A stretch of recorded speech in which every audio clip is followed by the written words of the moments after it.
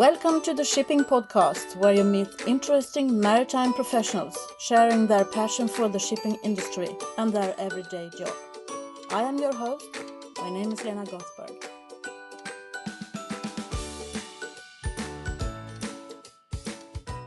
Hello, Shipping Podcast listeners. Welcome back. This is the 59th episode of the Shipping Podcast. Finally, I can share with you all the excitement that I felt when I came back from Copenhagen after having taped 6 interviews. That was late January. After that, I have met so many more interesting people who I have actually taped, and you will meet them later on. Today, I'm going to introduce you to Märtha Rehnberg. She is partner in Disrupt. So you understand, this episode will be about digitalization and specifically 3D printing, as Märtha is an expert in that area. It was January the 24th that we met in her office, which is an open space office, where they apparently have a lot of Wi-Fi or something else going on, disturbing our conversation a little bit. My apologies for not having picked up on that earlier. But I think that what Märtha is talking about is so interesting, I couldn't cut anything out of it. So Märtha has 2 passions. It's the environment and the passion for tech. This is Märtha Rehnberg for you. I'm Märtha Rehnberg, currently a partner in a technology advocacy firm called Disrupt. I have a slight relation to shipping. I used to work 4 years in Maersk with innovation, 3D printing more specifically. I was one of those annoying people that stood up and tried to disrupt a quite conservative company from within with a disruptive technology. So I still do a lot of work on 3D printing. I research it a lot. My research is on how it's affecting global value chains globally, trade patterns, material shipping, in fact. But it's also something that has given me a methodology and a philosophy to approach other technologies that are changing a lot of the way that we organize business and society today. So, in fact, my way of looking at 3D printing is to a certain degree also applicable to artificial intelligence, robotics, other digital technologies that are currently changing a lot of structures in society. Exciting. Are you looking into all kinds of industries? Yeah, it's our current role is to try to know a little bit about everything. So be very thin, but broad, because we see that these technologies are affecting all industries, all existing industries, and in fact redefining industries. So I'm having a bunch of different clients in different sectors, and that's really valuable for me to understand the overall changes that we see brought forth by the digital agenda. So the common denominator is really digitalization, and for us it's really not a set of IT tools. It's really about a mindset. So we start working with a mindset, and then we obviously have different areas that we know more about. So I have a path dependency with shipping because I've worked there a lot, and also with 3D printing. So there's some immediate network there, and a lot of work that I've done for clients in these sectors that has fallen quite naturally. Do you see any forerunners, any industries that are forerunners when it comes to digitalization and 3D printing? Within 3D printing, it's aviation and then the medical sector. They're very innovative, and a lot of these innovations, in fact, trickle into industries like shipping. So you can actually see how the medical industry started applying 3D printing because of 3D printing is a technology that enables individualization, mass individualization of products. So instead of mass producing standardized products in China, for example, and you have to have economies of scale to have a high return of investment, in 3D printing you can adjust in the digital file that explains the product you want to print at no cost. So this mass individualization is interesting for the medical sector when we talk about implants, where we're all very, very different and we all need individualized products. So it started a lot in the medical sector, and then they worked with materials that were very interesting for the aviation sector. So titanium is very applied in the medical sector, and then that created a path into aviation. So aviation thought, titanium, interesting, individualized products, complex products, but also being able to use a material that is very expensive, titanium, but in a way that is additive. So the big shift with 3D printing, another one, is that we only pay for every layer that we add on top of each other. So in contrast to traditional manufacturing technologies where we subtract, we have a block of titanium and then we sort of hone out that block. Here you actually only pay for every layer that you're adding. So major material savings. So that was the way into aviation.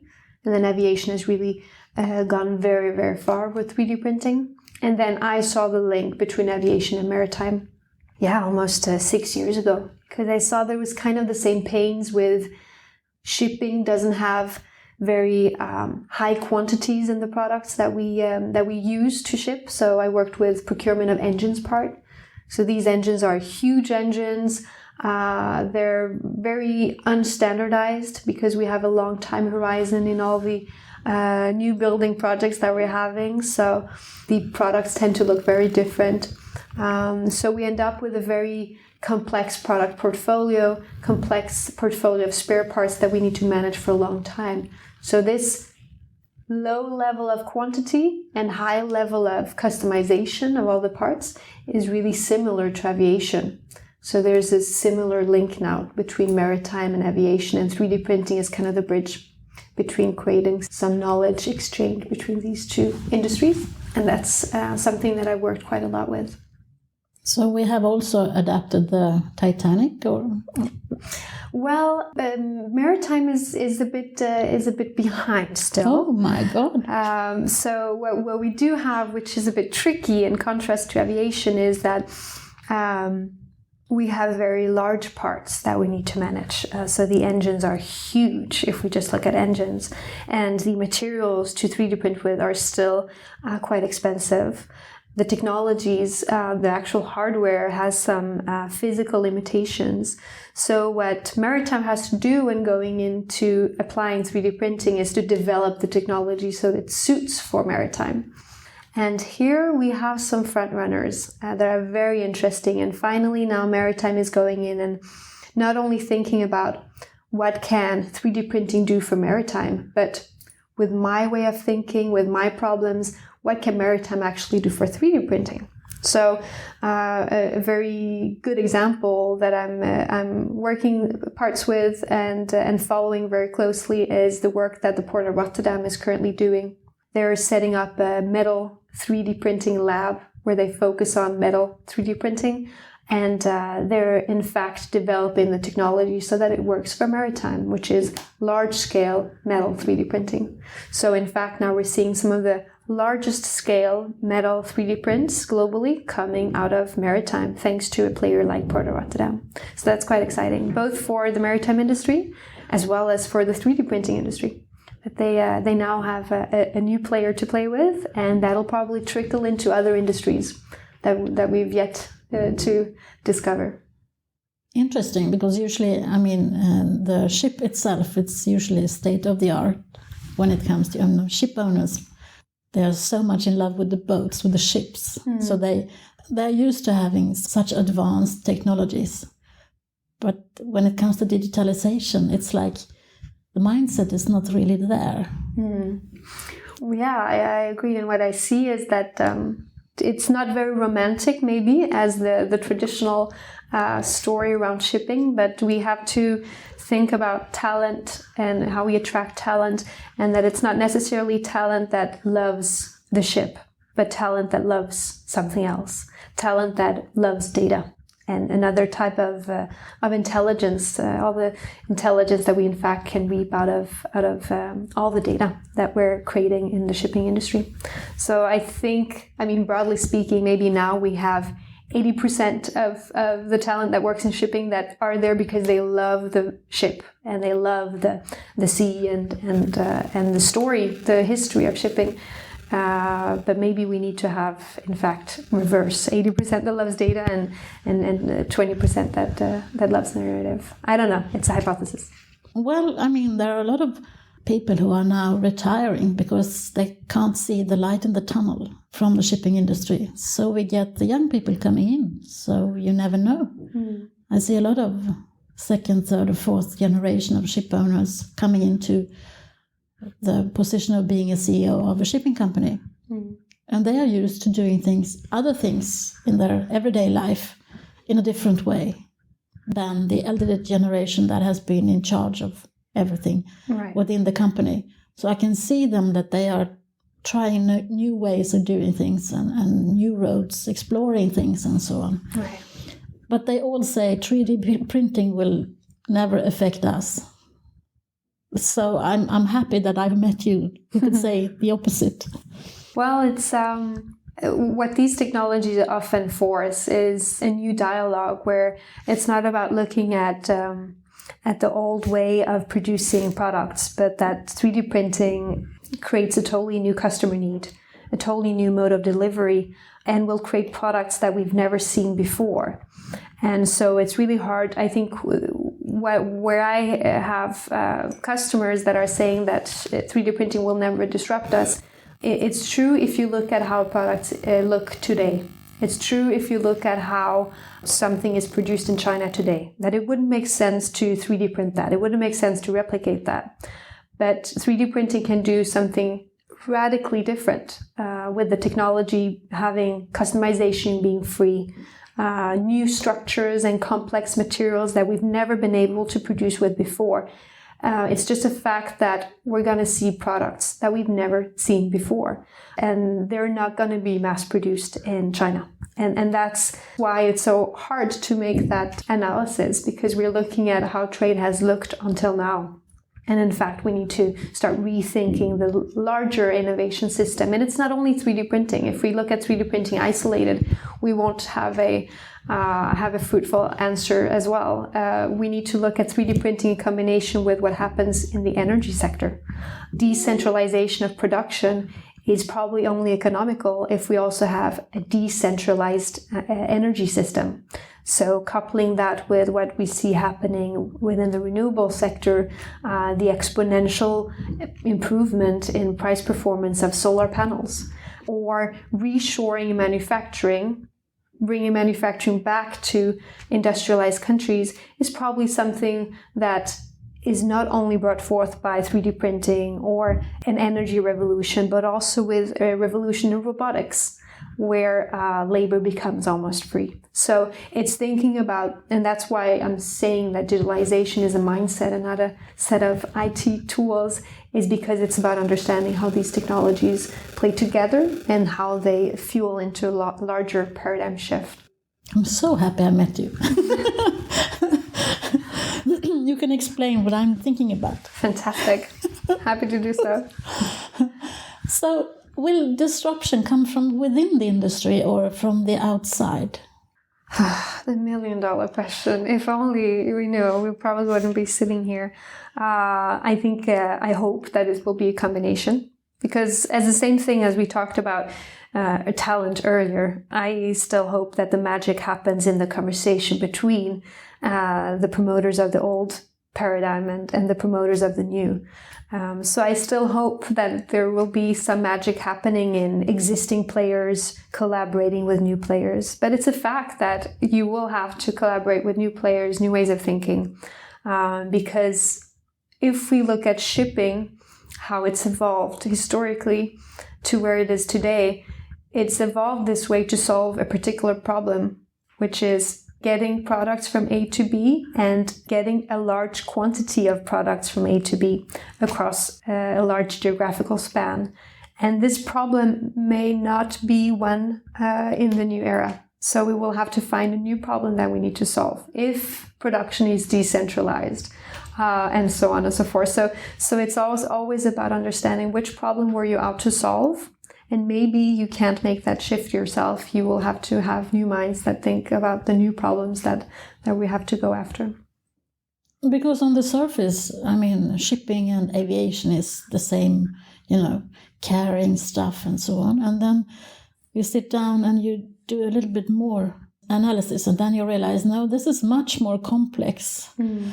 So in a way, I think the knowledge must come from within, maybe combined with the new, if we are not able to think outside the box ourselves. So maybe we need some combination between someone from the outside. Right. But the knowledge and the competence around shipping, I see that very hard to learn, just, Right. Yeah, definitely. But I think what we work a lot with is trying to guide our clients through a process, and it's a tough one. It's almost existential, where we have to look at what industry are you in? What is it really the industry you're in? And you'll have the first answer being, getting products from A to B. But then I'll have to say, well, okay, good, but does that have to be by vessel? And so it's, are you in the shipping industry where you think that you're building vessels to get a product from A to B, or what industry are you in? And that's a dialogue where you have to work a lot with these people to get them through a big mental. It's almost like being a therapist. Sometimes I see myself as a therapist, because it becomes quite existential. But to get back more to a practical example, I think the Port of Rotterdam is doing a great job in this. Speaking of, will it come from within or from without, and these disruptions, they're first of all doing it themselves, but not alone. So they're setting up a separate company together with a young, new mind, new way of thinking that understands the digital narrative. And so that's their way of hedging in the future. And to quote the CEO of Port of Rotterdam, Allard Kastelein, he says that investing in 3D printing is a way to both cherish the old whilst welcoming the new. So for him, it's really preparing for a future. It's too early to say if we'll all have 3D printers at home and we don't need to have shipping as it looks today. But this is a way for him to at least prepare for one scenario. Yeah, because I hear about other lines of business. They are all setting up labs, because the lab is now the new black. Yeah. For every kind of business. For instance, I live in Gothenburg, and we got SKF. They got their own connectivity room, and then they made that into an innovation lab. I haven't seen that many in the shipping industry that is setting up innovation labs. Because how do we treat innovation in shipping? I asked someone, a ship owner, and the technical director immediately answered, we do that in our technical department, in our ship owning company. And then I felt, is this the way we do innovation? Then we are definitely on the wrong track. Would Apple do that? Would Google do that? Say that we will hire all of the sharp minds we need. So I think in a way, innovation has been done in one way up until now, and now we need to think completely different.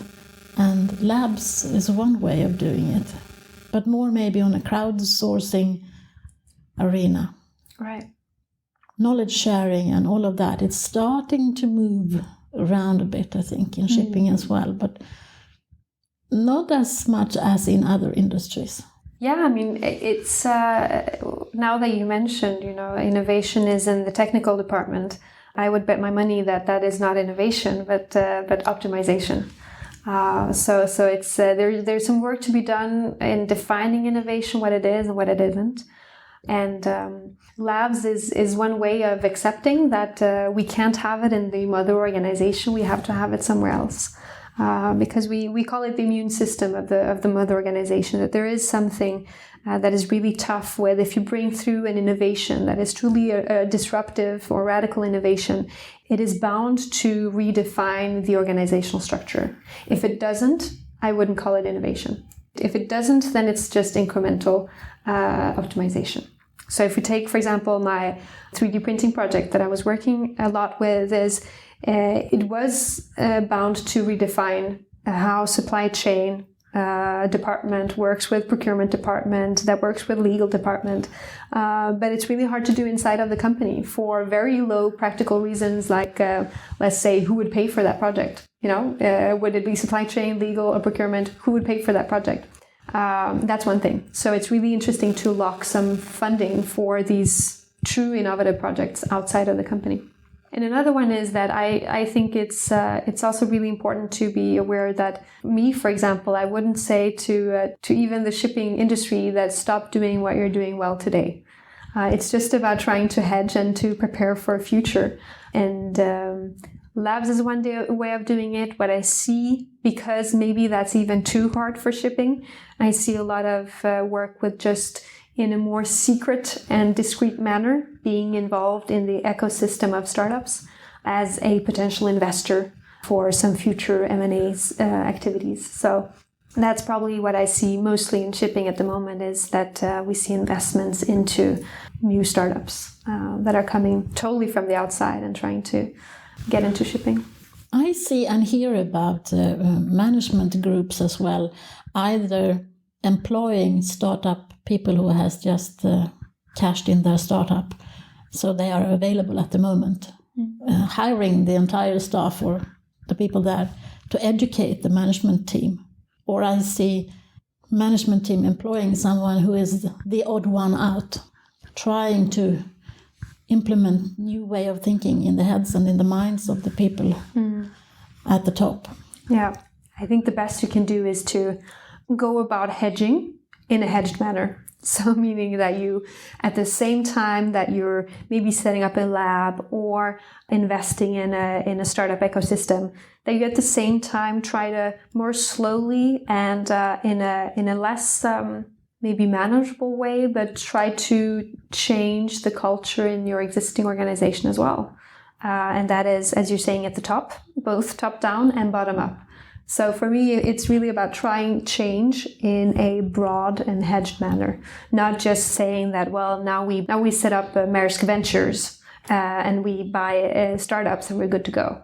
I think that's just probably putting too much money in just one solution. I think you have to think more broadly if you really accept that this is a broader shift that we're in. But then again, shipping is a very segmented market. I mean, you have the big ones that is probably already thinking about this and trying to catch up or hedge or whatever you call it. And then you have all these family-owned shipping companies with 5 to 10 ships. And it's been in the family forever and ever. That is not so easy to sort of innovate and try and get the new stuff, because it's heavy investment. Right. That's often why it is, in fact, new players that can leapfrog into an industry with new technologies. It's I've worked with some engine suppliers that simply can't invest in 3D printing because they have existing capital that needs to depreciate. So it's, I see this problematic that you already have a lot of investments that needs to depreciate. And it's really hard to sort of start from scratch unless you are a totally new player that can do so. On the other hand, if you compare it to, I know we can't compare a ship to a car, but if you look upon like Uber, for instance, the ones owning the car is one thing, and the ones using it or earning money on driving, or that's another one. So where will it's still an asset, the ship is still an asset, someone is owning that. So the disruption will probably come in the middle, at least either by someone utilizing the ships or renting them, or I don't know, but right. Because there is a difference, and maybe you don't have to start by being the most innovative one when you got your fleet of ships, but then you have to accept that there is someone else who's going to earn money on your behalf in a way. Yeah, if we're going to see an Airbnb or Uber model in the shipping industry, I mean, it's not unlikely. The wealth distribution game is not necessarily fair. It's about who takes the risk, right? And in shipping, we have very high risks of those that own the equipment. So it'll be easy play for a digital solution provider to come in and make an Uber model in shipping, but to also distance themselves from the risk associated with it. It'll be interesting to see if that happens, then how the ship owners probably coordinate themselves. I think there's a lot to be done as well in changing the culture in shipping towards a very collaborative and coordinated effort. As you're saying, is it a feasible future to have a segmented shipping industry? If we have this maybe a risk of a new player coming in and just sitting as a platform above all the different segments, is there some potential in actually trying to think about collaborative and coordinated efforts? Yeah. And also, like, for instance, the car industry. Who knew that Google was going to come up in the car industry, or they were not in the car industry segment at all. No one thought about that. Right. And now they are. Mm. And I understand they have also built a kind of a ship now, which was from the beginning more like they wanted to have floating arrangements for their service, because then the water could cool it off a bit. So they had floating arrangements, and now they are thinking about how could we move this around. So they got kites and things like that. They are not within the shipping industry. They're still not within the shipping industry, but they are getting closer, which I find interesting, because, they went into the car industry once they found out how to do that, or they will do that anyway. Right. Well, I see two things here. One is having a very strong purpose, knowing what industry you're in, that I talked about earlier. And the other thing is your culture, to be able to experiment and pivot into these kind of new solutions and products. If we start with the first one, to having a strong purpose, Google has organizing the world's information. And if you stick to that purpose and don't go and mission creep and thinking that you're a browser provider, then actually it makes total sense that the next step, once they provided a browser and interface, there was so much information in the world that they needed to invest in artificial intelligence to better be able to organize it. So that actually made sense for them to make a change from only being browser interface to then being a smart browser interface and an artificial intelligence investor. And then from that saying that, okay, now we need to organize the world's information into hardware and into products. So you could actually build a story that Google venturing into cars, in fact, makes sense, because they are the one who knows how to organize the world's information. And after having AI, well, then they can organize that into cars, because that would benefit society. So you could say that, in fact, it's a very natural path, given that they have a strong purpose. The other one is that the way that they've gotten there is definitely by having an experimental culture, where you pivot and one thing leads to another. And with that learning, I think there's a lot to be said for shipping, to how can we implement the same kind of experimental culture that allows Google to suddenly say, hey, there's an opportunity here for us to become a shipping player, or Airbus, for one, which is an aviation player, has built up 3D printing capacities with General Electrics. And General Electric is now saying, hey, wait a minute, we could actually dip into the maritime. And that's what you're seeing a bit. General Electric now maybe could be a competitor to main diesel or other engine suppliers, because General Electric have built in some 3D printing capacity from another industry. So these dip-ins we see happening in the digital space, but also because there's a culture that favors experimentation and pivoting like this. And we are still talking about connectivity, yes or no? Yes, exactly. Still so many areas to explore. Mm. But I think it's becoming more and more common now. People understand why the ships should be connected. Yeah. However, the autonomous ships is up for debate at every conference I go to. And it's been for quite some time, interestingly. I mean, it's I've seen it for quite some time, where it was really just a sci-fi scenario to now it's really a feasible scenario. What do you think about that? Well, I think it goes a lot to the culture as well, because if you're going to sit and make this work, you need to have a culture of collaboration across yards and engine suppliers, as well as the ship owners. I mean, it's who will coordinate the data, the ownership of the data, and that's a tough one to crack. When you're in a B2B sector and not in a B2C as you are with self-driving cars, where you have almost more of a dialogue with the individual that, we're going to own this data for us to optimize the engine and to make it exponentially smarter. So that'll be an interesting, I think, technology-wise, it's feasible.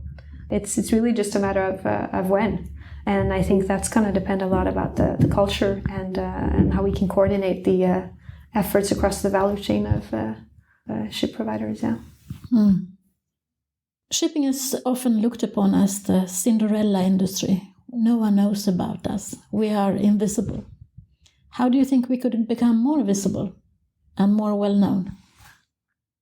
Well, first off is should shipping, because I would say it's sort of a neat strategy. If you can be invisible, it's because you're doing your work well, and that there is no problem in getting the product from A to B. It's just smooth, it happens. I'm not even sure that they should become visible. But then again, we are always very visible when something happens, something bad happens. Then we're at the front page of every newspaper or everywhere. Right. And then it's about what is it that you're doing not so well. Yeah, either a big Estonia or a big oil disaster or something like that. Mm. So maybe we should be known for something good as well. Mm. I think that's a really interesting dialogue to start with the shipping industry. And also, politicians, if they don't see us, they don't know us, and then they are the ones regulating us. Mm. So if we get them to understand what we do and how much responsibility we take for the industry, because I think we are getting better and better when it comes to environmental footprint and things like that. Right. There's a lot in building the story and a lot in marketing here, and what is the story you want to create and for what purpose. If it is for the purpose of increasing your power position and your leverage at the negotiation table, whether it is with policymakers or lead buyers, that maybe your customers, to have an edge in the industry, I'd love to see the shipping industry use their history and take their history seriously, because one thing is to be able to ship products from A to B. Another one is to have that in-depth knowledge and data about how the world is connected materially, and how can that data be used to understand globalization in the 21st century. Also in light of a lot of issues that we're having globally, where we are connected or we feel very disconnected. Their shipping has thrived on a very liberal assumption that if we just connect the global economy with material trade, we will have global GDP growth. That's a very simplistic assumption. It's something that we've seen, but if we look at GDP growth per capita, it's not necessarily been an equal distribution of wealth. So there's a lot of gray zones to that assumption, and it would be interesting to see what new mission shipping has. I remember very clearly starting at Maersk, and we have this video that they show the employees the first day, and it's really about getting their employees to understand that they're part of creating global growth and rising people out of poverty by connecting them to the economy of global trade. But there are a lot of downsides now, and we have rising social inequalities, in fact, and we also have environmental costs. The environmental cost of this kind of growth that we've seen is not sustainable for the 21st century. Mass production is not sustainable. Mass consumption is not sustainable. And what role will shipping take in redefining the new way of both consuming and creating growth? If anyone is interested in taking up that debate, that's something that keeps me up at night a lot. So it would be interesting to see shipping take an active role there. Yeah, and also I think we need to recruit a lot of people. So which one of the young, sharp minds wants to go into a hidden industry that they don't know anything about? So that is also a reason for us to start showing what we are good at, spreading the bug to more people, to young people, to want to work in our industry. Yeah, Definitely. I think there's a lot and this is something that I think in general for large companies is that we're not going to recruit talent on the basis of our brand anymore. So a company like Unilever or Maersk, for that sake, I keep mentioning them, but it's due my heritage. They can't lean back and think that their own brand as a company is going to be enough to attract talent. I agree with you. We have to be more sharing more the projects that we're doing, especially on the innovative agenda. I actually do see a lot of innovation if you look for it in the shipping industry. Within artificial intelligence, I've seen some really neat deep learning algorithms being developed in shipping that I think could be used in other industries and by other players. So some really interesting intelligence and innovations, in fact, happening if you know where to look for them, and then brand them to attract talent that want to work on these kind of projects. So I think attracting talent on the basis of projects and purposes instead of just a company brand or name. And also, to add to that, I think then gender will not be an issue, as it has been up until now. It's a very male-dominated industry still. Correct. So in the future, I think there will be more females in the shipping industry once we start to see the paradigm rolling or changing. Right. Hopefully. I mean, it's when we talk about disruption as the new black, it's really, I mean, what is it? It's quite stupid, in fact. It's just people that think differently and have a new way of looking at things. And that's not only about gender diversity, it's about all kind of diversity, and to make sure that you're attracting new minds. And that's really the only way to see some progressive developments, I think. Did you have a role model when you were younger? Ooh, did I have a role model? Well, I had political change makers, many of them combined. So, but that I've never met or only read about and dreamt about becoming. So I had a couple, yeah. But it's a great question. I've never really thought about that. I don't. Because some people state that we need to have some role models. We need to have our own supermen or superwomen or Sir Richard Bransons to sort of stand up and have the pink leader sweater on to say shipping industry is the place to be. Yeah. I think probably there's a place or seat to take there if somebody has a strong vision. What I do miss is probably leaders that are able to understand why an industry like shipping is important or why economic growth is important. We're very concerned with asking, where is the growth, or how are we going to grow, or what kind of growth? But there's no real leader, I think, that is able to ask, why do we need growth? Just to take for one. So, I think there's some job to be done there in trying to define the future that we're working towards. It seems like we're taking for granted that we just need to all grow and prosper and generate more revenue. But the purpose of it all, I think, is not too often talked about. Okay. Thank you very much for your time. Thank you. Thanks for having me. If you would like to follow Märtha on Twitter, her handle is @Märtha Rehnberg. That is MarthaRehnberg. I think she's doing great stuff, so please don't lose sight of her. The chat with Märtha is a blueprint on how to become digital.